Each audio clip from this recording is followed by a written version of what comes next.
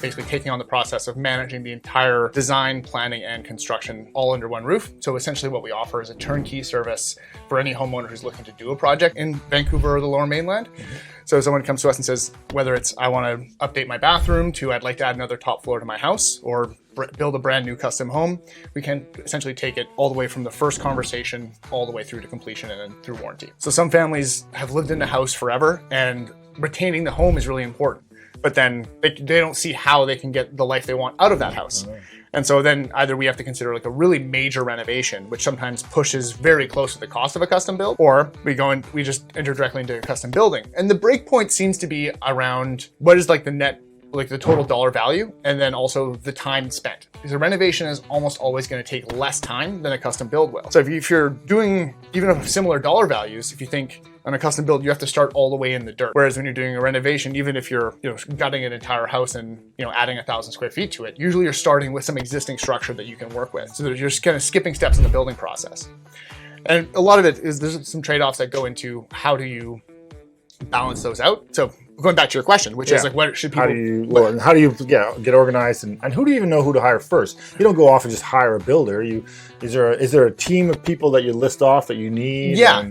So there's a few ways of approaching it. Like there's different models and ways of planning and executing a project, but to kind of rattle the list off is you need someone who's going to take care of do the plans for the property. So who's going to that's going to be an architect or a designer who's going to basically draw the house as it is and how it's going to be and work on those concepts with you.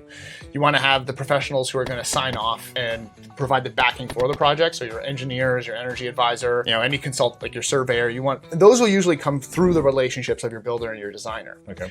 And so, but the builder and the designer or architect are kind of the key players, and where you start really depends on where your interest is. Like as a builder, I think you should talk to a builder first. When you're reaching out and like looking for people to work on your house, you're going to want everyone to be working together. So like if you're interviewing a designer and you find you really connect with them, then you want to start really talking right away with the builders they like to work with at the same time.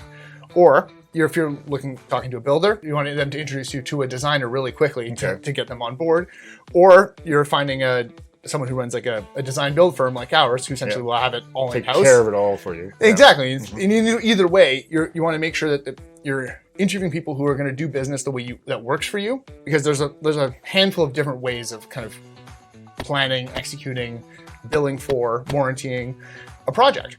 And you want to make sure that works along the same lines that you understand and like your ethics work for in business. Well, and also what you can handle too, I imagine, because I think people, as you talked about earlier, about the actual design and what they're looking for, and they take off more than they can chew, but they also potentially are going, okay, I shouldn't have, I'm going in too deep to this as a person. Yeah. I'm not a design builder, I'm a person. And so you got to make that decision about what you're capable of as a person. Absolutely. Well, or a family. Yeah. And you have to know what your capacity is, what you can take on, and what your role in the process needs to be. I really feel like if a homeowner is not getting good information regularly, then that's like the best way to avoid getting ripped off or to hold your contractor accountable is to essentially make sure you're kept up to date about what's going on. How often should that be? Is it like once a week, once a month? At the very least, once a week. Most of our projects, we have like at the very least like just a daily report that gets sent out every day for what was happening. So it's like it's who was on site, some pictures of the work that was done, and then a weekly schedule update, bi-weekly budget update. So it's like there's lots of information. So we try to feed our clients lots of information the whole way through, so there are no surprises. What's your advice to the first-time renovation, first-time builder, person doing a build, design build? What's your pro tip there? My pro tip is that while the money and time aspects of a project are going to be huge parts of your decision, the one thing I think a lot of people don't consider enough is your relationship with your contractor or your designer. Is because you're like I think I said earlier, is that you're essentially like, we engage in short-term marriages. That's what we do. We commit to you for the duration, the planning stage of the project, the duration of it, and then the warranty period after. So on a big renovation, that's often 4 years.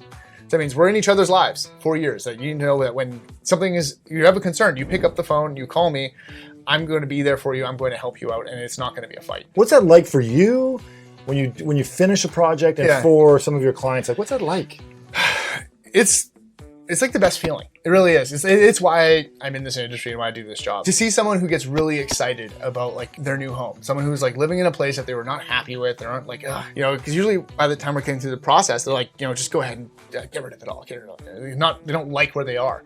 And to have people come in and say like, I use my whole house now. I used to live in 3 rooms. I used to use my bedroom, my kitchen, and my garage, and that was it. And now you hear people like, no, I use the whole thing. I used all of it. I live in every not dead room over here. It's like, oh yeah, that's the place where I stuff my suitcases and my snowboards. You know, it's and to feel like a families are connecting, and like people change the way they live after like the house works for them. And like a friend of mine, I helped with the project years ago, and he was a little more hands on dealing with the city. One day he just asked me, he was like, when does this get fun? He's like, you know, he's in business and he loves what he does, and so he's like, I get my joy all the time. I'm like, for me, I like solving problems, but the real fun is when we end and we hand over the keys back and say like, this is what we did. Aren't you happy? And then everyone's just like, yes, this is fantastic. I love this. That's the payoff.